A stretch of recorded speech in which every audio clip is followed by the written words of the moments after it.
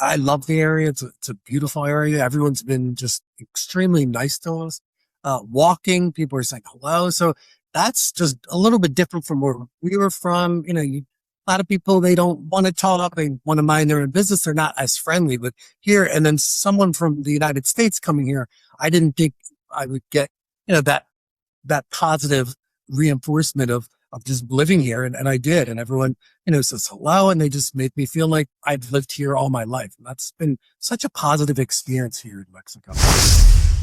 Welcome to Live by Design Mexico Edition, the podcast about creating freedom, adventure, and a life in Mexico that's truly your own. I'm your host, Taniel Chemsian. If you've been dreaming of warmer days, smarter investments, and a future designed on your terms, your journey starts here. Each week, we'll share stories, insights, and strategies to help you make Mexico not just your destination, but your new way of life. This isn't about waiting for that someday. It's about living by design, starting now. So let's get to it. Hello, Erica and Jeff. Thank you so much for joining me today on the podcast. Thank you for inviting us. Yeah, thank you. Well, guys, you made the big move to Mexico, but before that, could you explain to our viewers where you guys live? And then what made you decide to leave and come down to Mexico? Well, we lived in the Northeast, so we lived right outside of Philadelphia, Pennsylvania. And I think for me personally, why I wanted to leave, I think I was kind of in a rut in that area, and I kind of felt like I needed a big change to kind of move forward with my life, definitely with health reasons. So I felt like I needed a big, giant change, and this was a giant change. Well, I said, if Trump gets elected, we're moving. And she did. And then I moved us. Well, you know what? It's the truth. And we've had a few clients who have felt the same way. They've moved down here because of political reasons, flat out, right? There's no sugarcoating it. So would you say, that was the breaking point for you to just say, pack it up and said, we're moving to Mexico? We don't like the cold. So we were like, for a while, we've been trying to figure out where we were going to move outside of PA. We were like, we can't do another winter. And I was like, I'm not doing any more winters. I hate the snow. And we just wanted a calmer lifestyle. So we've been talking about it for a while. And then I said, that was my final thing. I was like, he was like, oh, it won't happen. I was like, no, it's definitely going to happen. So I started my scouting trips, started my research. We looked at a few different places, but then finally came down to Mérida. Okay. What other places were you considering? Yeah, we looked at Costa Rica. His family has Italian heritage. We looked at Italy. And when it came down to it, came to costs. It came to flexibility of being able to get back to the States. Mérida has an international airport. Nobody thinks about that. So it's just easy to get in and out because I do go back every quarter for work. And I'm sorry, where in the States are you guys from? Philadelphia. So just outside of Philly. Yeah. Okay. And you have direct flights from there? So I do have to stop in Miami or Houston, but it's still a pretty quick flight. All right. So before you guys moved, did you have any fears and doubts about leaving the States? And we're like, oh my gosh, are we going to really do this? What if it doesn't work out? Any of that stuff run through your head? I think for me, no. I think, missing our family is probably the only thing. I think we were ready for a change. We talked about it.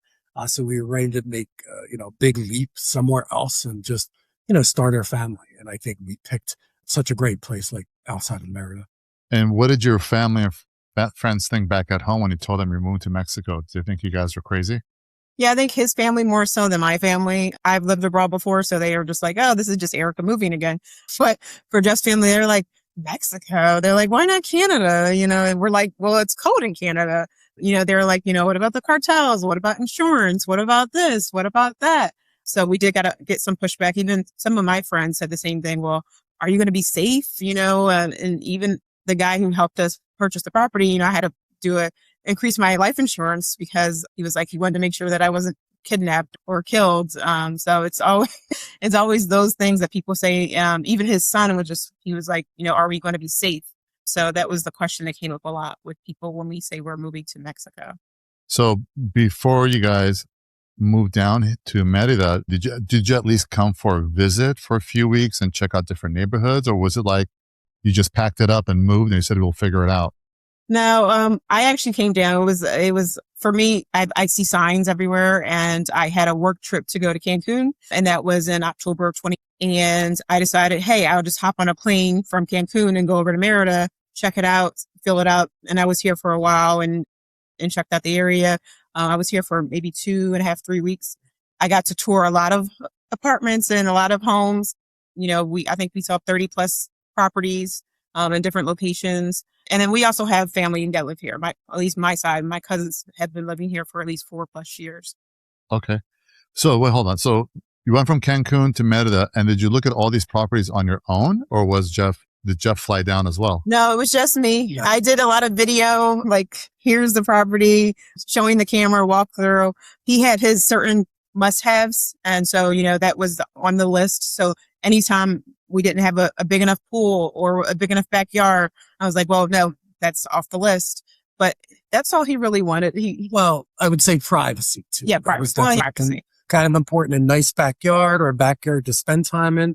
A pool, of course, because of the heat. But, not having a bunch of windows around us where people could, walk by and just kind of stare at us. Not that they would, but, privacy is important to me at least. Yeah. Sure. So this is kind of fun. So Erica, you looked at 20, 30 properties. You probably drove your real estate agent nuts. Yes. Yeah. I'm a broker. I've shown a lot of properties to clients.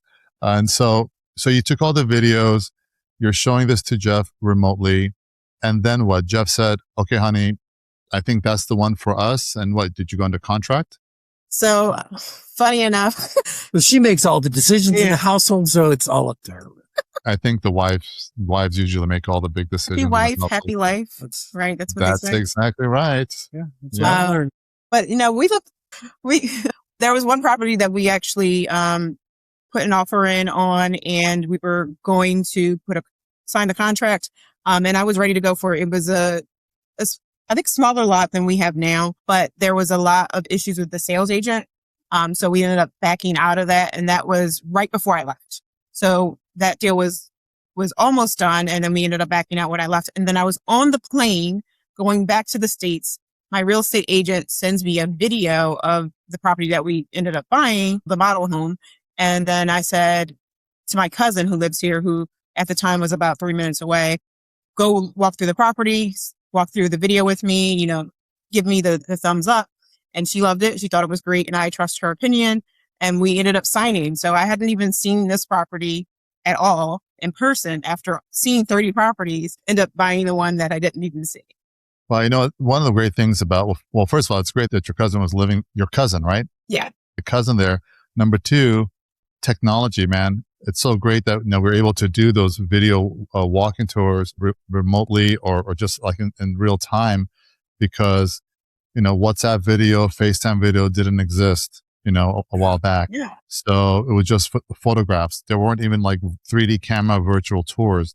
So having this type of technology now is so great, because you could have missed out on that house if that tech didn't exist, right? Or you had to fly back down and do another round of 20 or 30 tours. And who knows if you'd have found the house that you wanted. So if you don't mind me asking, what kind of house did you guys wind up purchasing? Where is it located? Did you get the pool? And how much did it cost? So we ended up, it was new construction. So that was a whole nother ordeal. I actually ended up having my cousin, bringing her on to be the project manager of the contractors to make sure that our house was built to everything we needed and everything we requested. So we have about a little over 2,500 square feet, 2 stories. We do have the pool in the backyard, and the privacy as well. We spent about $190, but that also included the furnishings that I ended up putting in the property, as well as the solar panels that I put in. So the property itself was probably around $150, and then there was a pay and furnishings. That is a smoking deal. Yeah. I mean, so wow. Everything we looked at, and when I'm comparing like the 30 homes that I looked at, the size wise and the cost, I was just like, I really lucked out on this, because now they're selling the same model for about 1 million pesos more. Yeah. Okay. Yeah. Well, 1 million pesos more would be around what 80,000? Is that right? Yeah. If I do the math right, more or less. Maybe I don't have a calculator in front of me. Any regrets with the house? Well, I mean, I would say probably no. I think, we're still learning the house. I mean, there's some construction quirks for sure. And that was my big thing with builders here in Mérida, at least. A lot of the homes I looked at, just the quality of work was just not really great. There's no property inspections typically when you buy a house here in Mérida, they're like, oh yeah, that's not a normal thing. And my background's in real estate, and I was just like, well, I want an inspection. So When you say property, property inspection, you mean like getting a home inspector to come out and inspect everything? Got it. So there are some things. The house was under warranty, so we did have them coming out to fix tiling issues. We had some leaking from the AC units were leaking water. The patches, there were patches on some of the walls. So they did have to come out and repair a lot of things. So we are lucky that they stuck to their word. So out of all the stuff we saw, this property had the better quality than everything else we saw. And how long did it take to build the house? So we went under contract in November of 2024, right? Yes. Yeah. And then we closed on the property in March 2025. And it was done. Okay. So how was that experience? I have to ask, every real estate agent is different. All the developers are different, different countries and cities. Yeah. Explain to me the whole process. How was it working with your agent? And how was the process, like the closing process? I mean, closing is going to the notary and signing the deed. Was it an easy transaction? So could you share with us that journey? Yes. So that was challenging for us. And it's funny because our real estate agent made us do this whole video of how great it was working with him. And I was just like, I wish I didn't do that video, but it was really hard for me. And he would always say to me, he was like, Miss Erica, real estate's very different in Mexico than in the United States. And I was just like, well, no, you're supposed to be protecting me. You're working for me, not the seller or the contractor. And I didn't feel like he was protecting me and my rights. So we bumped head a lot during the conversation because I was very vocal on what I wanted and what was said. There were even some issues at the beginning because they had promised us a stove, and my cousin actually recorded them saying that. So because they tried to back out and say we never said that, and it was never part of the property. And so my cousin had recorded it, and I actually ended up hiring a lawyer, and the lawyer had to sit down with me, the real estate agent, and the contractors to walk through the contract, to go over, what was promised and what we actually got. So it was very stressful for me just because, again, it was the language barrier. And, I spoke a little bit of Spanish, but not a lot. So having someone to be able to go over legal terms and be able to represent me well enough was really important. Well, the buyer's agent, they're supposed to be your advocate. Absolutely. And they're supposed to look out for your best interest. I'm happy you're sharing that with me. And so for every single real estate agent out there, you are supposed to be the advocate for your client, period. They're entrusting you with a lot of money. You're basically a stranger, and if you're coming across as a professional that you're going to be protecting their interest, then do your job flat out. Right. And that's really what it's all about, because for most people, it's their life savings. If not their life savings, it's a big chunk of it. And they're moving to a foreign country, so they've got enough fears and doubts as it is. And you're supposed to be there as their trusted advisor. That's very important. So thank you for sharing that with me. Got a question for you in terms of the contract. In Vallarta, since a lot of our clients are native English speakers, most of our contracts are in two columns, the Spanish side and the English side. The English side is always a courtesy translation. In the event of controversy, the Spanish side prevails. So was your contract written up the same way, or was it just in Spanish? It was completely in Spanish. Okay, yeah. Got it. And so so you hired an external attorney, and so your attorney brought everybody together, right? The seller, your agent sat down and went through the contract line by line? Yeah, we ended up doing that only because there were some misconstruing about the process. So we went through every line by line. We changed some things. I mean, the contracts here are pretty standard now by the government. Obviously, what they were offering was added at the end. So we had, okay, she agreed on this. If the property isn't built by this date, then they need to pay me. So we wanted to start making sure that a year later, they weren't still working on the property when they promised a certain date. So it was like a penalty clause, right? If they were late after a certain date, every day or every week or whatever, there's a penalty that they owe. Did you wind up getting the oven? I did. I got the oven and a few other things. Yeah. Good And job. we also got HOA paid for the entire year. Yeah, well, that's because That's great. I lost out on 8K. So That's Okay. yeah, so they And got, how much are the homeowners association dues over there? it's 1,200 pesos a month now. Oh my gosh, that's nothing. Are there any, so you're living in a freestanding house, but are you in a gated community or something? Yeah, we're a privada. So Okay. And with a guard 24 hours, 7 days a week. okay. And are there any amenities? no amenities. No. Okay. Yeah. Just your own pool. You have your own private pool. Yeah. And you got a security guard at the gate. Yes. Okay, cool. Carrying costs. What's your water bill, electric bill, internet, like say groceries? Could you kind of give us some general numbers there? Sure. Yeah. So our water bill is free because we have a well, so we don't have to pay for water. Our electricity is $3 or $4 a quarter, and that's because we have solar panels. Solar, Yeah. smart. Yeah. Can I ask you, how much did it cost for the solar panels? 13,000 American. Okay. Oh, well, I think you're going to get your money back real fast Yeah. because Mérida is really hot. Right. Oh, yeah. Yeah. So that was one of my non-negotiables was solar panels and then the whole house water softener system. So those are the two things we had immediately installed. We pay for gas, which is for our dryer and our stove. And that's about $40 a quarter for them to refill the tank. And then our internet, we have two internets because I work from home and I work remotely. And in case one goes down, we have the other one. So we have Starlink, which is about $190 because I have the higher package. And then we have Telmex, which is about $30 a month. Yeah. Yeah. So that's probably our highest expense besides food, which is Okay. about $1,000 a month. $1,000 a month for food. Okay. In terms of shopping, are there any big box grocery stores out there? Or are they mostly like small mom and pop? Yeah, McDonald's? I joke because if Americans are coming to moving abroad, it's probably the easiest place to move to because there are so many big box brand. We have Costco, which has everything. There's 3 Sam's Clubs, and I think they're building another. There's Starbucks. There's a million different fast food places that people feel comfortable with. So it's not like you've left. There's Walmart too. There's a big Walmart. So there's a whole bunch of stores that you're already comfortable with anyway. But there's also local stores that I like. Chedraui is where we go for our basic groceries. And then some of the stuff that we get bigger stuff, we go to Costco. Is there anything like you miss from the United States that you can't find in Mérida? I'd probably say Chick-fil-A sauce. So we have to go to America and buy a bunch of it and bring it back here. And that's And what smuggle it across?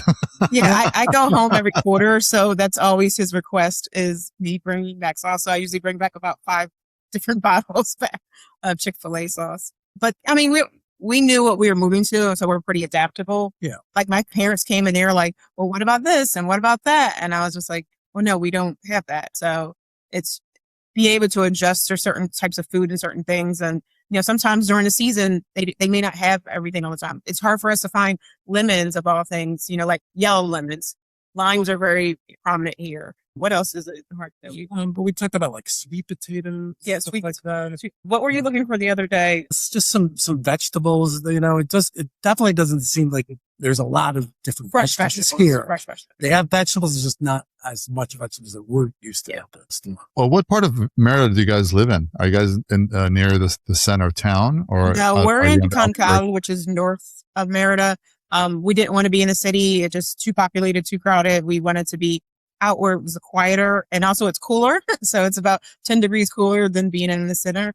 But we are in the middle of nowhere. Yeah, it's pretty much the jungle. Yeah, it is a jungle. Really? Yeah. Okay. And are there a lot of foreigners that live in your part of the neighborhood? Yeah, no, we are the only Americans, at least. There's foreigners to Mexico, Yeah. but not Americans or people that speak English. So how's it been? So when did you guys actually make the move? You said, was it end of last year? July, yeah. July last year. Okay.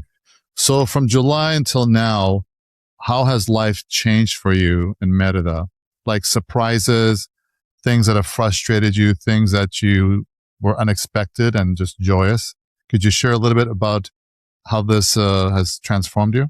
I mean, I can start. I could say living in America, I definitely wasn't the most healthiest person. So I knew making this leap, one of the things I wanted to focus on was just getting healthier, losing weight.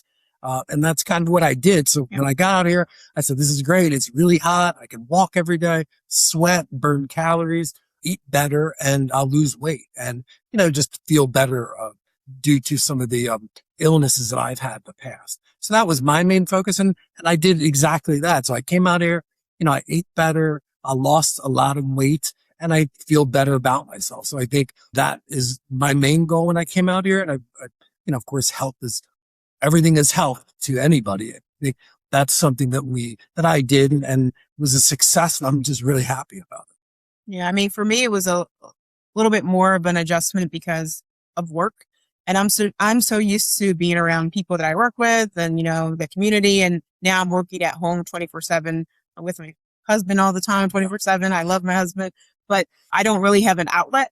For me, it was challenging because I was finding myself with a lot of moments alone and just like thinking about, my future and what this looks like.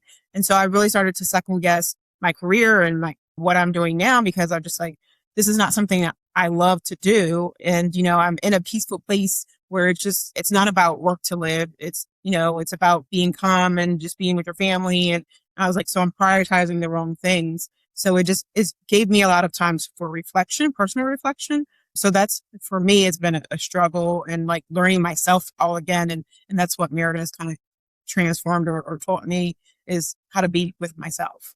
I guess for me though, I mean, I love the area. It's a beautiful area. Everyone's been just extremely nice to us. Walking, people are saying hello. So that's just a little bit different from where we were from. A lot of people, they don't want to talk. They want to mind their own business. They're not as friendly, but here, and then someone from the United States coming here, I didn't think I would get, that positive reinforcement of just living here. And I did. And everyone, says hello. And they just make me feel like I've lived here all my life. And that's been such a positive experience here in Mexico. People in Mexico in general, I think they're a lot friendlier and social. I get it. I could take someone from Los Angeles. Actually, I'll give an example. I used to live in Pasadena. I lived in this fourplex for, I think, around 6 years. And my 3 neighbors, never knew them. In the carport, we would pull up sometimes around the same time, and I would look over just to wave hello and say, hello, neighbor. I mean, they know I was parked right there next to them. Wouldn't even look up, just grab their things and get out of the car and go for 6 years. That's not happening. Puerto Vallarta, people say hello. So that's my next question is community. So how's it been being part of your community? Have you guys made new friends from Mexican nationals and any foreigners? How has that been? How's your social life? Yeah, so we actually met. Well, Jeff met a couple while I was in immigration renewing my residency, and they become our friends. It's funny because it's always hard to make friends when you get older, but we, had a lot in common. Jeff had a lot in common with the man, and then I had a lot of common with the woman, and so we just went on a double date on Friday. But yeah, so we have that community there. And then I also have an outlet of a community it's called Black Mérida Experience. And so we have a WhatsApp group. It's been very beneficial because I was like, oh my gosh, our house went out of electricity. We had a transformer blew. They were like, well, here's the electrician. Give him a call. And he came over a couple hours later, fixed it. And so it's a great place for recommendations. We do events every month. So I've created community within that. And that's been really helpful to just be able to be around people who have done the same thing, have moved, and that I can relate to and, and have some nice experiences with. So that's been really awesome. Well, that's great. And what's the group called? It's Black Mérida Experience. Okay. Are you guys in a text message group or is it WhatsApp is pretty big and Mexico in general. Yeah. Yeah. And just to talk about the community that we're around here, we met everyone. Everyone's nice. A lot of people aren't from here. We have good friends with a Venezuelan couple that lives, right down the street, and they've been a huge help because they've lived here for a little bit longer. But the community, they want to get together. They want to go out to lunch. They definitely do more than just say hello. Yeah. Just feel very welcome. And, for me, I don't speak too much Spanish. I almost speak almost no Spanish, but they still helped me and, they spoke a little bit of English to me. So again, it made me feel really comfortable. Yeah, I mean, they're doing something on Sunday where they trying to get all the neighbors together to go out and have dinner together. So it is a community. We're on a WhatsApp group for the whole community. So we do try to connect with each other and talk to each other and support each other. We try to help each other as much as possible. Dorian is our neighbor 2 doors down. And when we were moving here, we had a lot of things coming from Amazon and different places, and he would just make sure everything was in the house, or he would take it to his house. So he's just been really helpful for us. And not being from here and being American, and we're just like, what do you want from us if you're going to do that? And he was just like, no, I'm just here to help. I'm just here to help. Yeah, and yeah. he's been great. He made us American breakfast. So it's been great community here. That's great. Healthcare is really important. What are the hospitals like there? What's the healthcare like there? Have you guys had any issues at all? Yeah, Jeff Yeah. has gone to the doctor a few times. He's gone to the dentist about 4 times.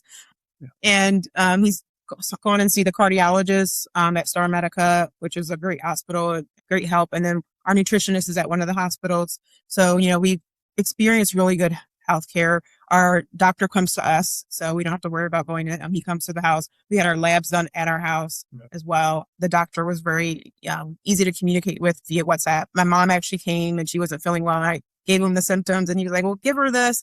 And you don't get that in America. I can't text my doctor and be like, hey, this is what's happening. So it's completely different for us. And I even said that to the doctor. I was like, you have just explained to me why all these things are happening to me, but no one ever has explained why or connected the dots. So that was kind of just eye-opening to be educated and someone to actually care and be like, okay, let me look at this to give you the whole picture. Yeah.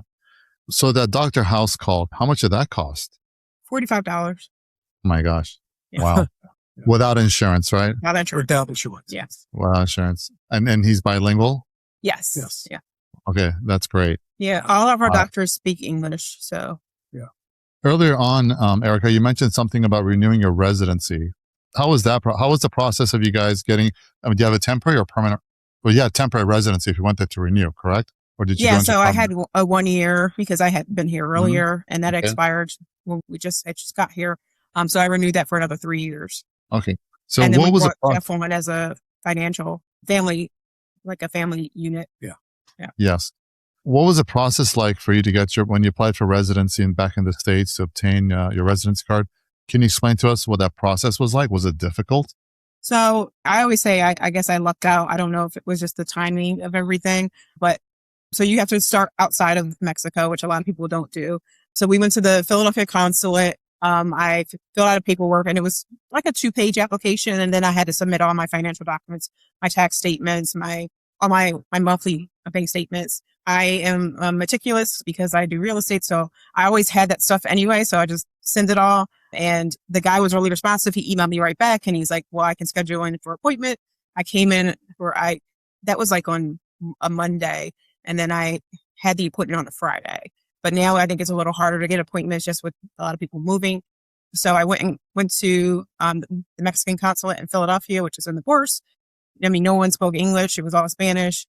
The guy was really nice at the counter. He spoke a little bit of English and, looked at my paperwork. Everything was all together. And then he stamped me, gave me my canje. So canje, which is when you have to come in, when you come to Mexico, you have to go and finish the process on the immigration side. I actually reached out to an immigration lawyer to kind of help me on that side with the paperwork, just to fill everything out because I didn't want to have to go and back and do it again. I didn't want to miss anything, which is what happens a lot of times. I sat there I did it in progress, which they said was quicker than, going to Mérida.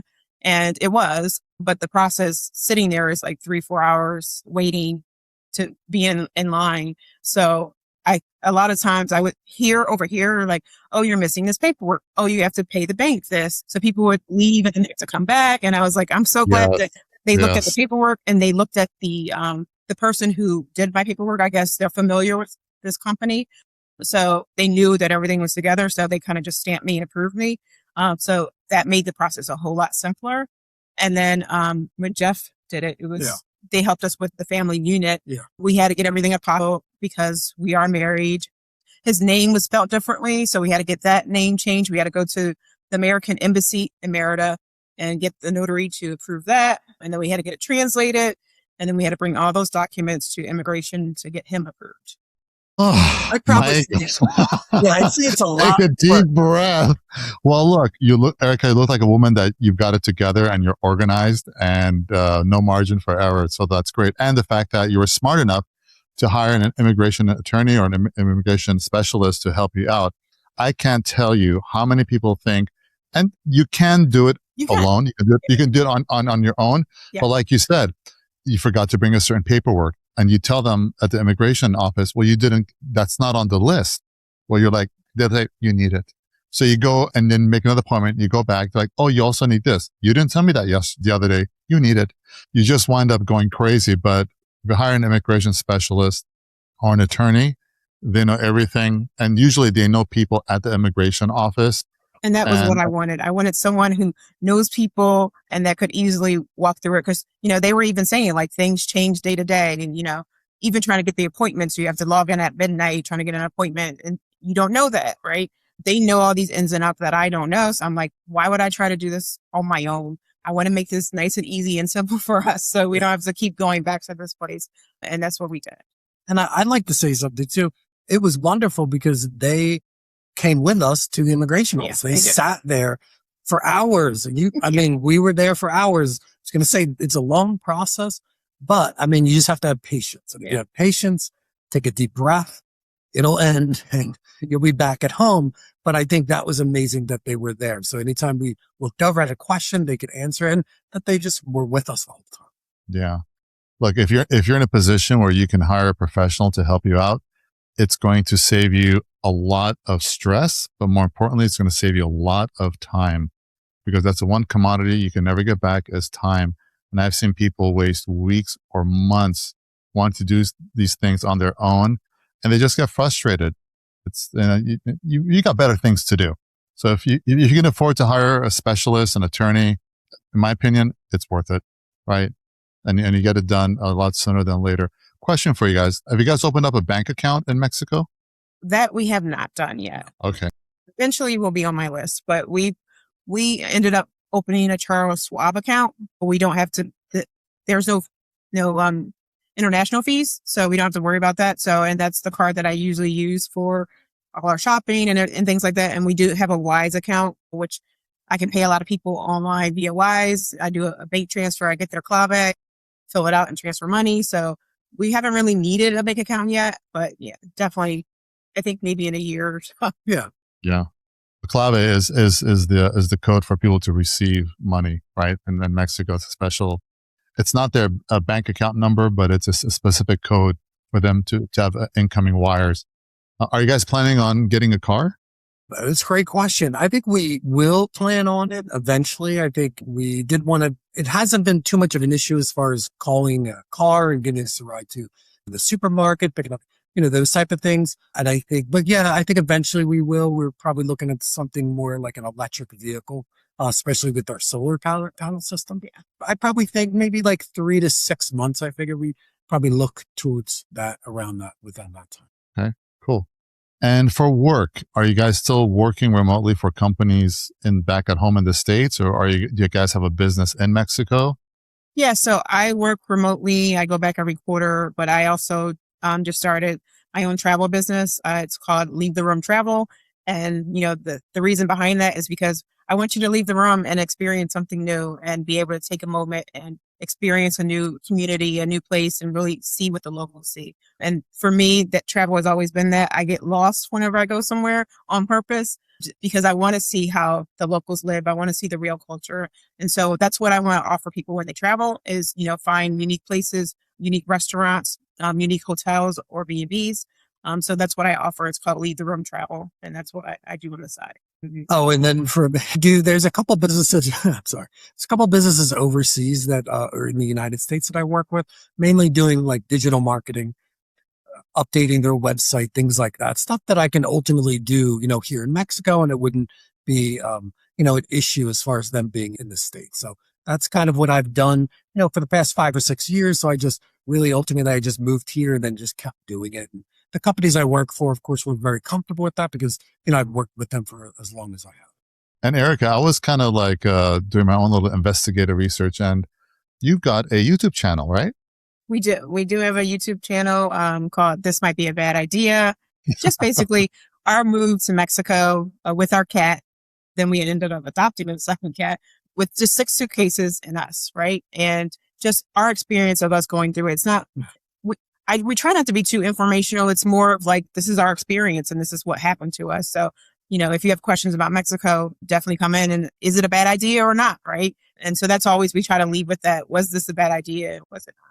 And I think one of the things that we, of course, moving to Mexico, we did watch a lot of TV shows in the States, just similar TV shows as far as people. YouTube overload. Showing houses and things like that. And when we moved here, we kind of realized that a lot of that stuff we didn't really experience. So what we feel like is let's take the experience that we're actually experiencing and at least put that online. So people that are thinking of moving to Mexico kind of see what really happens in Mexico rather than, watching a TV show with commercials, showing the home. We just want to be as truthful as possible, bring the good and the bad, everything out. So people can really, truly understand if they do want to move to Mexico, at least this is our experience of what we've gone through so far.